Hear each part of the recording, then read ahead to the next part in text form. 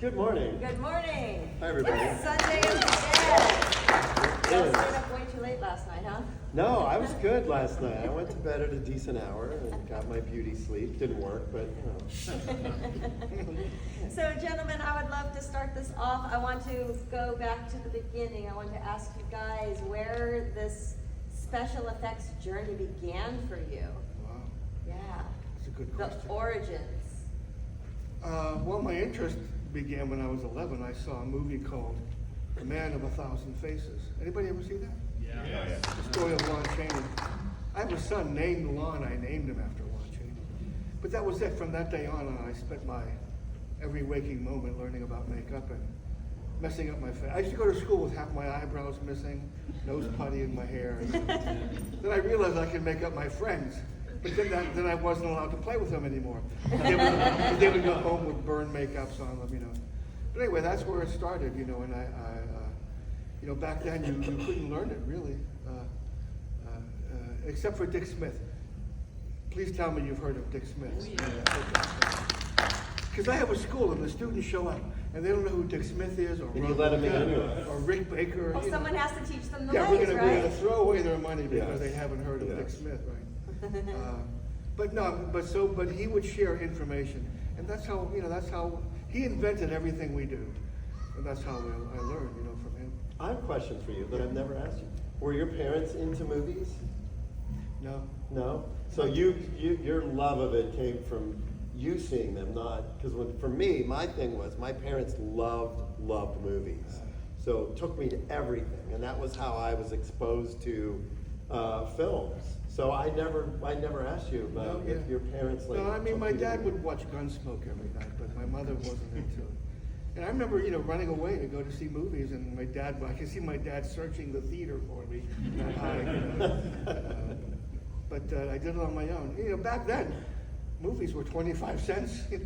Yeah. Yeah, and you'd have to take a bus or walk to the Yeah. theater. Yeah, exactly. For me, it was, you know, like my parents were big movie buffs, so I felt I was very fortunate that when a new movie came out, they would take the whole family.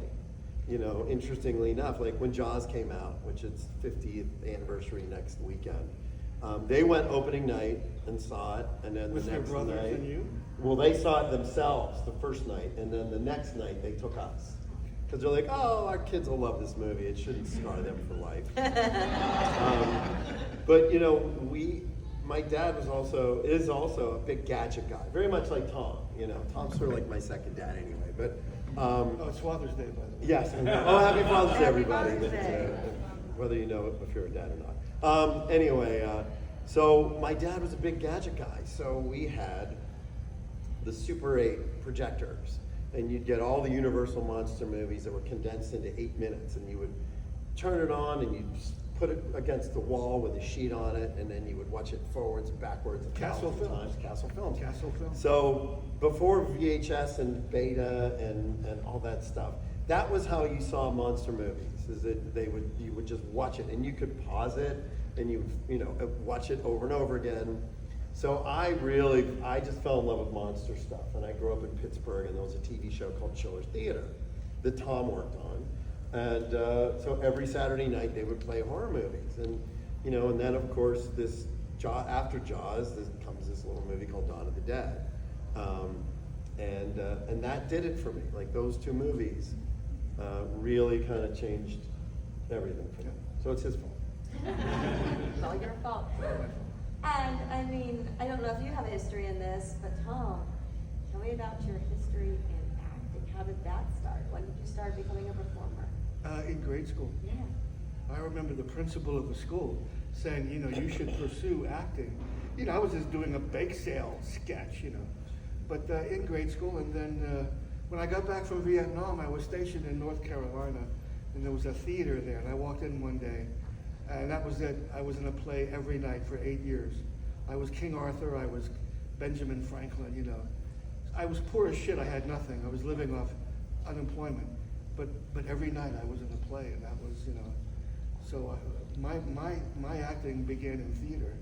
You know, and of course I met George Romero, and he put me in Night Riders and, you know, Dawn of the Dead and all that. So But is it true that he met you when you were in high school and he was auditioning for a movie? I was a sophomore in high school. He came there to pick a kid out of 1,500 kids to be in a movie called Wine of the Fawn. It never got made. But I'm the kid he picked. Did a screen test, you know. The movie never got made. But years later, when he was doing Martin, I wanted to audition for Martin. It was already cast. But he saw my makeup portfolio.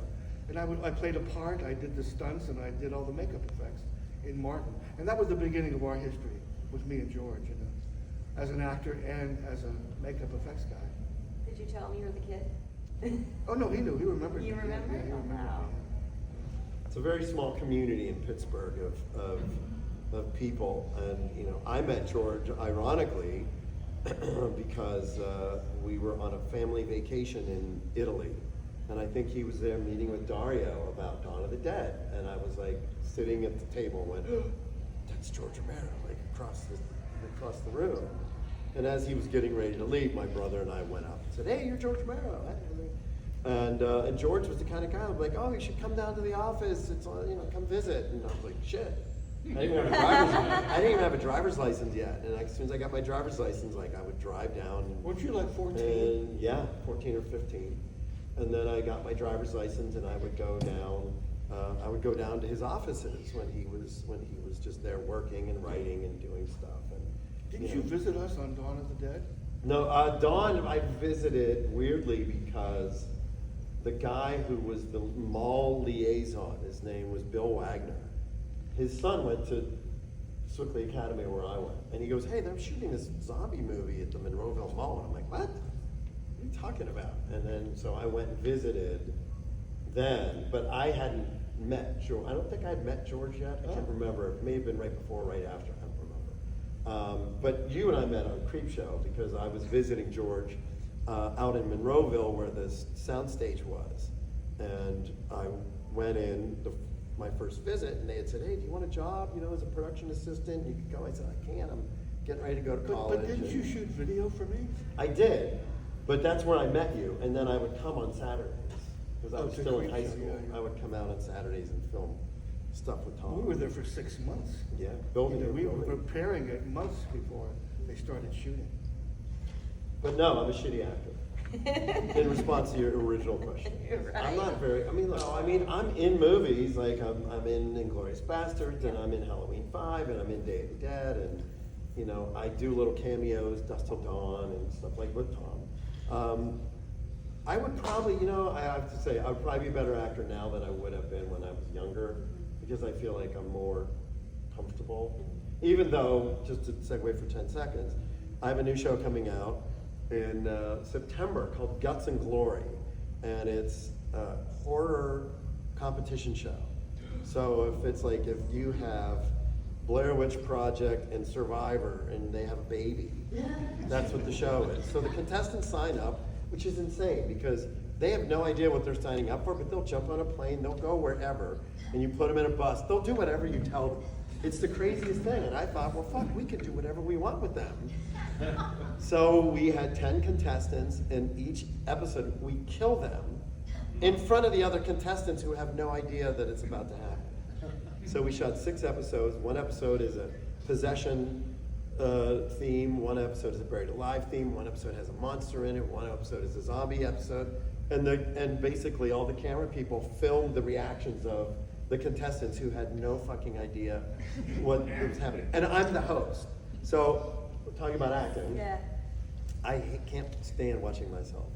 Like when I'm working on the edit, and as soon as I come out, I'm like, all right, just stop it there. Tell me how it looks. I'm not. I feel the like same. you're better than that. I can't watch myself.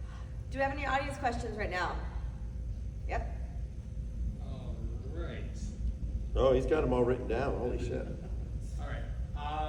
So within the last year, we had Smile 2 and The Substance, which have in which Parker Finn and Corley Bergeau made extensive use of practical effects and makeup. I'm wondering what your thoughts are on those 2 movies, if you had seen them, and also like how you feel that filmmakers do seem to be returning to more practical effects rather than just computer imagery. They seem to be. I mean, the last Star Wars movie that J.J. Abrams made, I mean, it was full of practical effects, you know. There was a movie they were bragging about everything being practical. I forget the movie now, a horror movie. But I love the makeup and the substance, you know, that was pretty good. The story, I don't know, I was kind of tuned out of that, but it was practical, you know, it was all practical. Yeah, it was a Sam Raimi movie, basically. It just was super outrageous, and the makeups were fun. Some of the people that worked on that movie were part of my crew in France on Daryl Dixon, and really nice people. Look, it's hard to say, you know, the industry is changing really fast, like accelerating so quickly now with AI and what the filmmakers are able to do. It's just, I don't know what it's gonna look like in 5 years.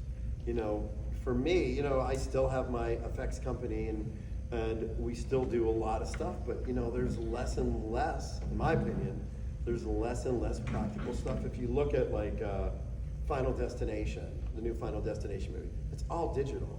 Like, I know Todd Masters did some practical stuff, but it's not in the movie. So, you know, most of our work is TV stuff. You know, all the Walking Dead shows and Daryl Dixon and, you know, we did Fallout and Interview with the Vampire and a lot of that kind of stuff. But there's not as much feature work. There's still some, but not a lot. I mean, most of our bread and butter is TV stuff. There seems to be a disconnect when you see CGI, because you can almost always tell. When you see my stuff or Rick Baker's werewolf transformation, that was happening right in front of you, you know. You see my stuff, it's happening right in front of you. And there's an appreciation of that that doesn't happen with CGI.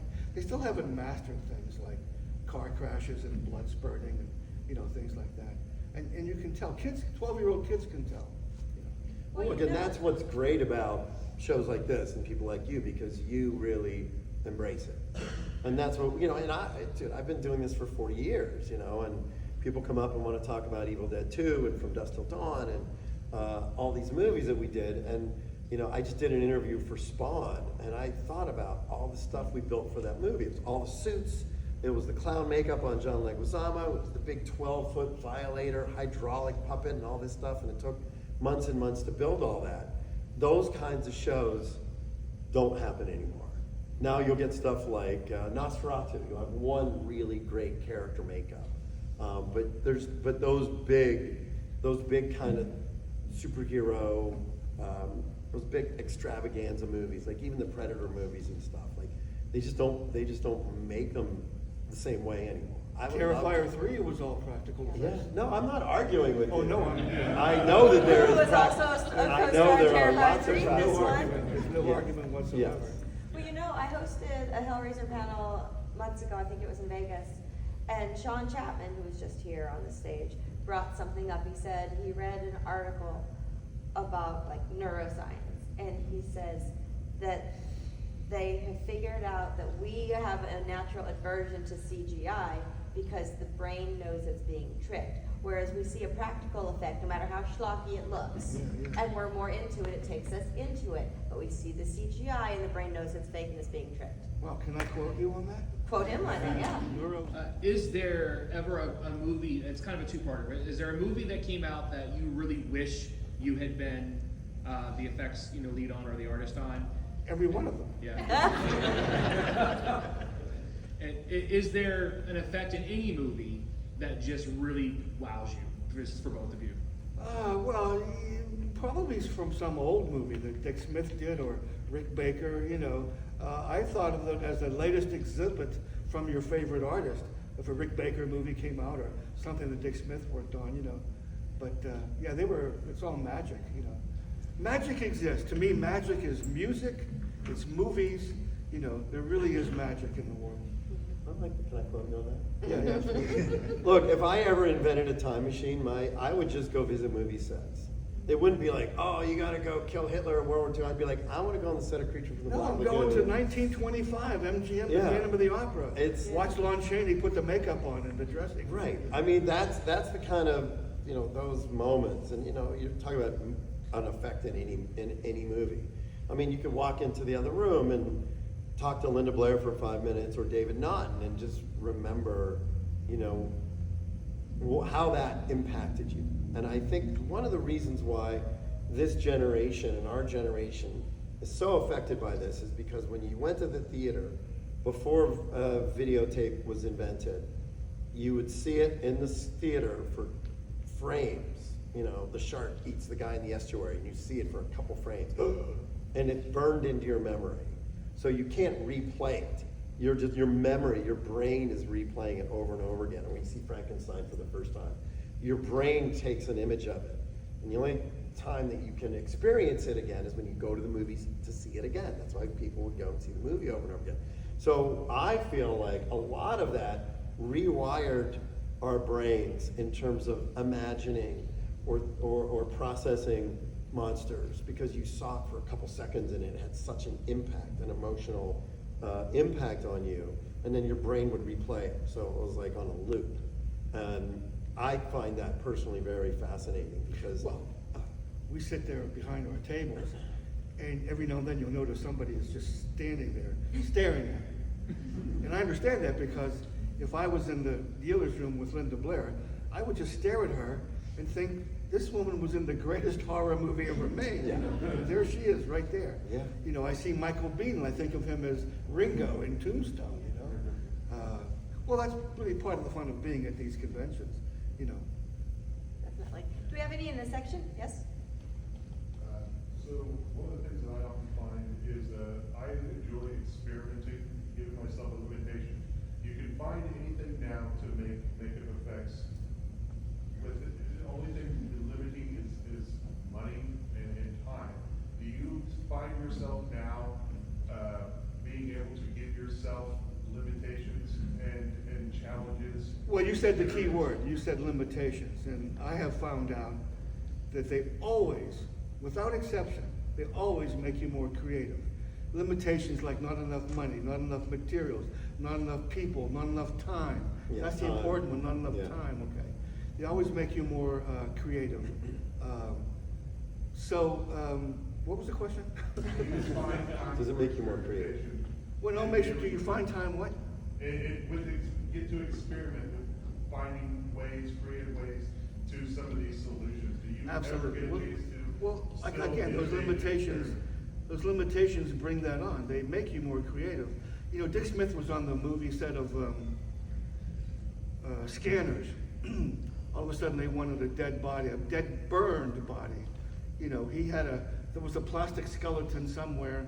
He laid it out and he made bread dough and sculpted a body on the skeleton with bread dough and took a blowtorch to it.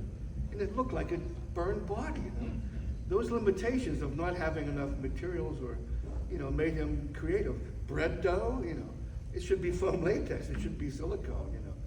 But yeah, it always makes you more creative. The first meeting on any movie or any TV show is always the most exciting because there really are no parameters. The director will tell you what he wants, you'll read the script, and you just start talking about ideas, you know. And somebody said to me the other day, like, I'd love to know the way your brain works and how you process things, because my mind goes right to specific, like, I have a visual image of it.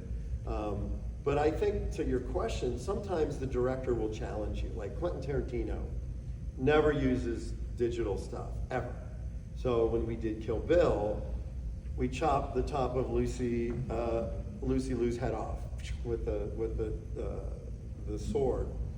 And we didn't have CGI to do it. So Quentin was like, well, we gotta figure out how to do it practically. You gotta take the whole top of her head off. And me and one of the other artists at the shop were talking about it. I'm like, well, let's do it as a forced perspective. Let's sculpt the top of her head, but instead of sculpting it round, sculpt it as like an oval, and you glue it on her forehead. And when you look at it, it's like you're looking across the cut off head because the perspective is oval shaped. So we ended up doing it as a forced perspective in-camera gag, as opposed to like a digital. We had a fake head, of course, of her as well. But because Quentin was like, oh yeah, we're not using CG. When we did Inglourious Basterds, we did all the scalpings. I just said, you know, Quentin, take two is gonna be really hard because once we slice into these prosthetics and we peel it back and there's gonna be blood everywhere, it's gonna be really difficult to clean that all up and reseal that cut. So we might have to digitally clean it up. And he went, it's 1978. I don't know what, he goes, there's no CG doesn't exist, it's 1978. So his mindset was, you don't have that as a tool, you just gotta figure it out. And we did because he kind of threw that challenge out. Sometimes you have to teach directors that these are magic tricks. You need a shot of this before this shot can possibly work. Let's give the murder weapon some weight, so when the rubber weapon comes in, you still think it's the weighted weapon, you know? Yeah. So, but these are magic tricks. Yeah, that actually is a great point, because when we did Misery, we did the ankle break on Jimmy Kahn, and the shot right before she smashes the leg, she lifts the sledgehammer up right next to her, and you're like, okay, that's fucking heavy. You're teaching the audience, this is heavy, it's real. And then when she lifts it up and she swings it down, you're not thinking, oh, they switched to a fake foot. You're thinking about how heavy the fucking sledgehammer was.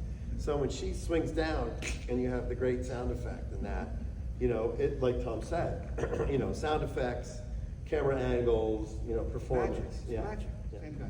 Oh. On Walking Dead, we start out with the walkers, with like everybody expects them to be, and now we have evolved. We've had barnacle walkers, we've had, you know, now we've got acid zombies.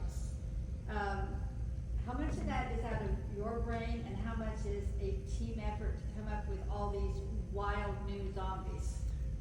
Well, a lot of it is me, only because if I put it in an homage, because we've done a lot of zombie homages, a lot to Tom and to other, you know, we'll put in like some fun little Easter egg zombies, you know, tribute zombies we call them.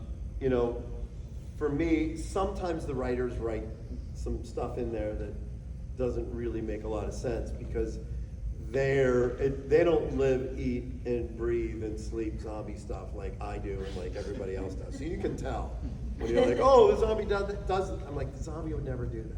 What if rays shot out of their eyes? Yeah. So we would put stuff in there because it's like, oh, that's never been. You know, we just had a meeting the other day for one of the upcoming shows, and I was like, oh, we should do that because that's never happened before. Oh, that would be kind of interesting.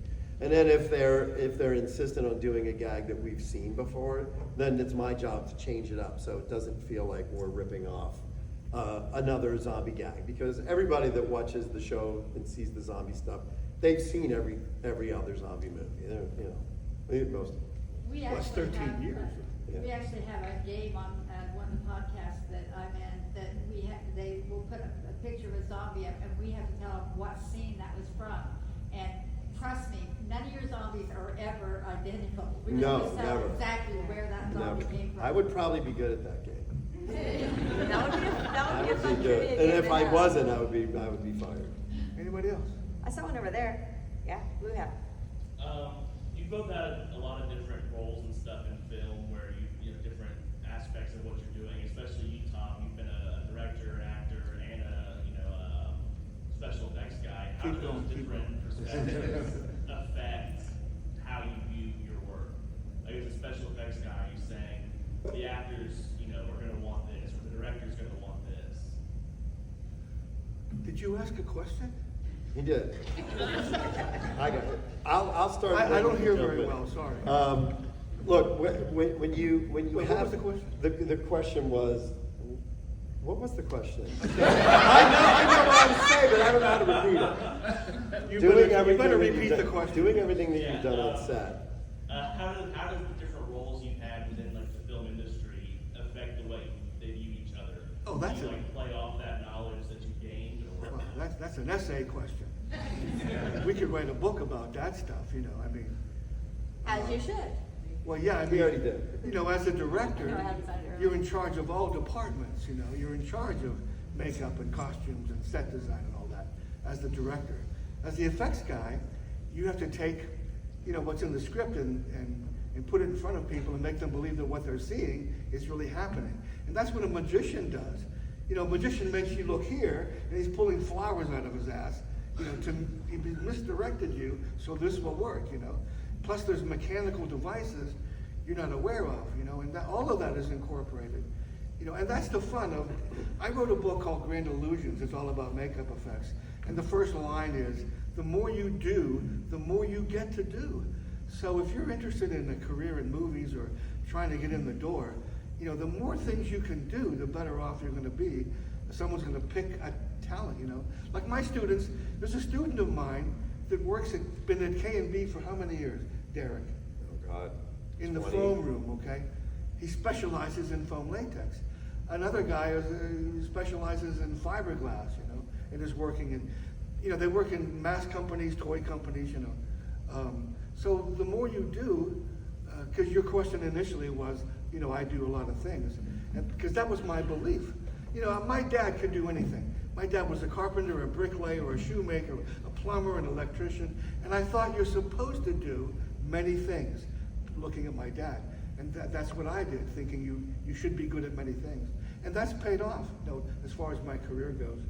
Well, it makes you a better technician too. Yeah.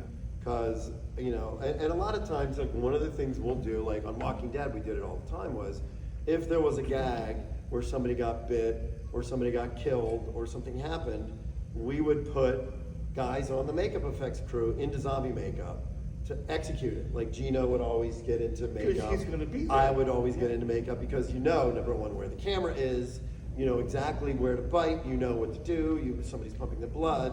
So you're putting somebody in that position that has intimate knowledge of how to do it, as opposed to trusting somebody who doesn't have as much experience. You know, Gino and I did a gag, the episode in Walking Dead where Carl gets shot in the eye, and one of the little kids gets killed by zombies, and I was like, fuck, you know, how are we gonna do it? He's gotta bite this kid on the head, and we gotta have instant blood, but we're shooting at night, we got 300 zombie makeups, and we got all this stuff going on, trying to figure out how to do it, and I was like, wait a second, if we need instant blood, because in a movie, the blood has to be instantaneous. If there's any bit of a delay, it just doesn't look quite right, then it allows your brain to sort of process that, well, there's no blood, so maybe it's not real, and then the blood comes. So we made a set of dentures with blood tubes in them, and we ran the blood tube off the off-camera side. So when Gino bit, we sprayed blood out of the teeth. So it looked like he bit in the top of the head, blood went, and then we didn't have to lose the kid to go off to makeup for an hour to put a prosthetic on. Right. I mean, TV's a different world because you don't have time. Like to Tom's question, you know, you don't have a lot of time in the TV world because you shoot an entire episode in 8 days. You know, so you don't have time for take two. So you got to make sure that take one is exactly what you want, and you test it. And you know, blood gags. Put 6 cameras on it. Yeah, and blood gags are the trickiest because you never know. Liquid, you know, the physics of water, fluid dynamics. The blood could go that way, it could go that way. If somebody's standing on the tube and you're pumping, and you're like, where's the blood? And then they lift their foot up and then 50 gallons of blood shoots out. But to your point, Fluffy, my crate creature, was my assistant. I knew he was going to be there, so he's going to be Fluffy. I knew I could cast him, and you know he will always be there, not wait for some actor. And you could do all the tests on him in the room and the trade. Yeah. Anyone else? Right here. Yes. I've asked this question of Tom Savini before, but either of you all could answer. Have you ever had an oh shit moment? Something fails. Oh, Someone's yeah, allergic to. Yeah. Normally it doesn't happen because you got take 2, you got take 3, you keep doing it until it works. But on Creep Show, everything I planned on Stephen King, I had a tongue that grew plants, we had green lenses that we couldn't get in his eyes, his reflexes were too tight, I had a hand that, none of that worked. And I wanted to impress this guy, you know, it's Stephen King. But that's the only time my stuff didn't work, is anything we tried on Stephen King on Creep Show. Wow. So that was a big oh shit moment, yeah. Oh, and the cockroaches too. That was the biggest oh shit moment. I was never in the same room with those 28,000 cockroaches. Do you have one? I'm trying to think. I mean, I think an oh shit moment for me, which was actually a very unique teaching moment, was on Land of the Dead. And we're up, you know, that was a really hard shoot for me because I felt a tremendous amount of pressure for George, because I wanted the movie to be great. It was his first zombie movie since Day of the Dead. And George was under a lot of pressure, tremendous amount of pressure from the studio, budget-wise, so it was not the most fun. I think the closer we got to the end, and we kind of started to breathe a little bit when we knew, oh, we're gonna make it through. But it was a challenging shoot, and George was under a lot of pressure. There was a gag where one of the characters gets bit in the cheek by a zombie at the end of the movie. So we had a gelatin prosthetic with a plug, blood tubes, everything. We get it all ready. The zombie comes out. They rehearse. George yells action. They do the thing, and the zombie comes in. Right when the zombie bites, she raises her arm, and it blocks the camera. And then it moves. But just for that moment of that, which is the best part of a zombie bite, seeing the stretching. Of course. So it was over. George says cut, and turns and looks at me. He's like, "You all right?" And I went, ugh. He said, "Well, the bite got blocked." And he goes, "What are you talking about?" I said, "Well, I went up and walked it." He said, "Let me ask you a question." He said, "If a zombie was biting you in the cheek, would you sit still or would you flail?" And I said, "Well, I would probably flail around." And he goes, "Great." He goes, "You know what? It was real." He said, it was real. That's what that person would do, and that's what makes it real. So don't worry about that. Worry about it feeling authentic as a performance. And I thought that was a very unique teaching moment for me to be like, okay, it's not all about that, but it's about the shot as a whole. Well, I always use your baseball player zombie makeup as an example of people think that's CGI because Yeah, it's the so whole good. cheap, yeah. Yeah, because it's so good. On Land of the Dead. Yes. In Pittsburgh, you talked briefly about it was a priest, right, with the spring head? Yes. But I don't know if I heard, was that a moment you invented, or was that written to the script? It was in the script. There's a really great gag in Land of the Dead where they're getting ready to get into a car and a zombie grabs somebody and they look and you cut and it's a headless zombie. And they're like, what the fuck? And then the thing leans forward and the head is still attached and flips up and then bites somebody. I forget who it bites on the hand. Was it Sean Roberts? It might have been No. Leguizamo. It might have been John. No, Actually. it was the other. It was one of the other soldier guys. Yeah, I I don't can't think of his remember. name. But anyway, so it was real. It was really fun, and it was an interesting gag. Because as long as the brain is alive. That's right. So it was Zombie is still, alive. yeah, and that was really a cool gag. And then they ended up replacing. They did CG stuff over that head, which I never really understood. But again, sometimes when you have these CGI people who will get into the head of the director, or I've seen it where the CGI guys will just do it. They're like, oh, I can make that look better. And I was talking to somebody in France a year or so ago because they wanted to re-release Night of the Living Dead, but they wanted to upgrade all of the effects digitally. And I was like, why? Why would you want to do that? Night of the Living Dead is Night of the Living Dead, it exists. You can't get, and so they did a test shot that he sent me.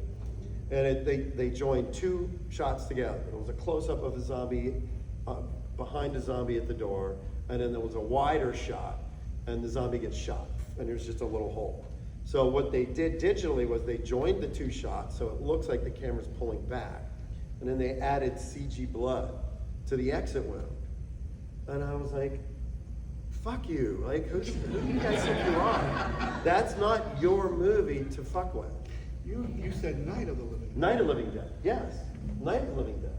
My Night of the Living Dead. No, the original Night of the Living Dead. Oh, I see, they're doing, They wanted to do a digital, not yours. but I want to make an announcement about that. Sony is re-releasing My Night of the Living Dead, completely uncut, uncensored. It will begin in black and white and then become color as it goes along, the way I intended it 35 years ago. So sometime before Halloween, Sony is re-releasing it.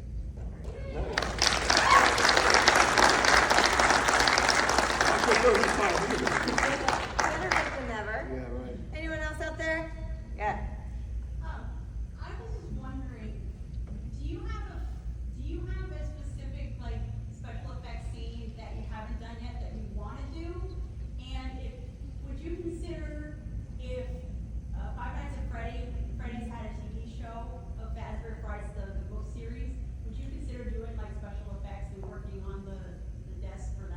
No. No. I do, there are some things I haven't done, but I'm not gonna tell you guys, you'll steal it. You know, it's in my backpack, actually. I have stuff that I want to do, but I'm not gonna reveal Your it. dream book. Yeah, right, exactly. Creepshow really allowed us to do a lot. And that was a lot of fun. The TV show. The TV show, yes, thank you. Because I was the showrunner and the producer and director, everything was practical. And so we did werewolves and we did monster, we did a little bit of everything, and it was really a lot of fun. That show, you know, the crew was so great, and I remember the feeling when every episode we would bring a new monster to set. And the crew people who weren't used to that, because you know nowadays a lot of it's done digitally or in post. A lot of times the crew people would be like, "This is fucking great, man! I love what are you bringing in for the next episode?" So that was a lot of fun. You know, in terms of stuff that I would want to do, I really want to do an Alien movie. I love the franchise, and I've been close a couple times. Like Fede and I are friends, and I was like, please, I want to work on your movies. And they didn't hire me. And then when they did the Alien Earth show, my friends produced that. And ironically, I gave Ridley Scott, years ago, Ridley Scott produced a pilot that I directed. And I gave him a face hugger that was molded off the one from the original movie. And then I got an email from them saying, "Hey, where did you get that facehugger from?" And I said, "Oh, it's from the original movie." And I think they took it and molded it and used it in the Alien Earth TV show. Well, you probably can't talk about it, but you were at a panel like this, either in Dallas or wherever the hell we were.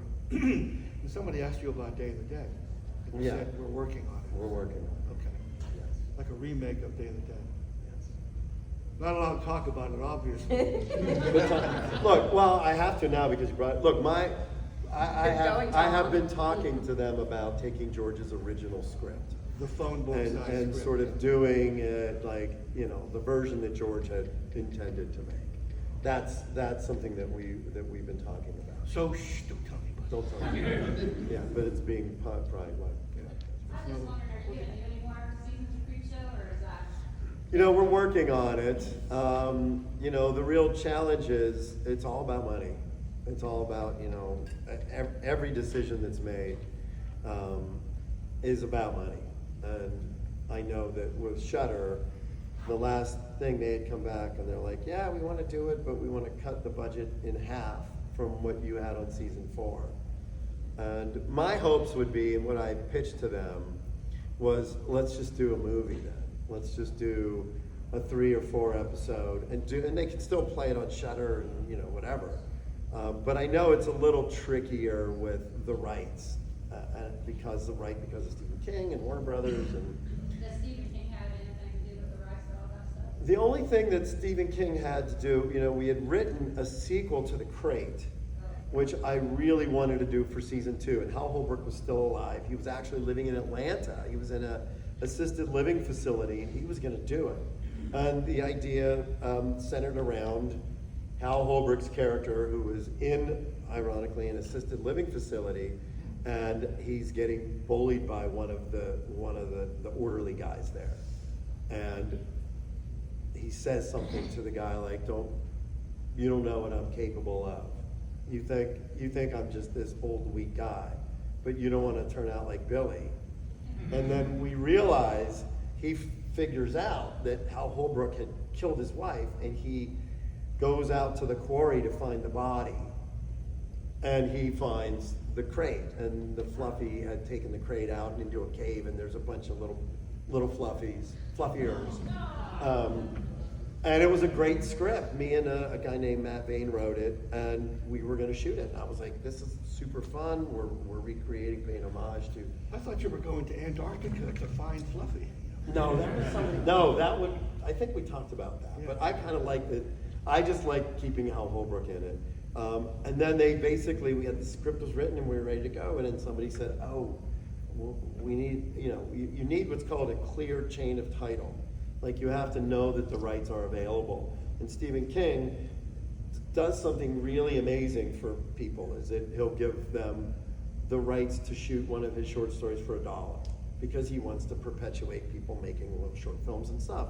So, you know, he'll be like, they couldn't guarantee that he hadn't given the rights to somebody, and they couldn't prove it or disprove it, so they're like, we can't make it. I mean, I still have the script, and I was like, shit, it was really good. This guy had a question there. In The Walking Dead, one of the moments that sticks out to me the most is from the very beginning when Rick is on his horse riding through the city. Yeah. And all the walkers are following him and he ends up in the tank. Yeah. And all the zombies are just eating this horse. How in the world did you guys make that look so believable? All the horse guts coming out and everything? Yeah, well, we made a fake horse.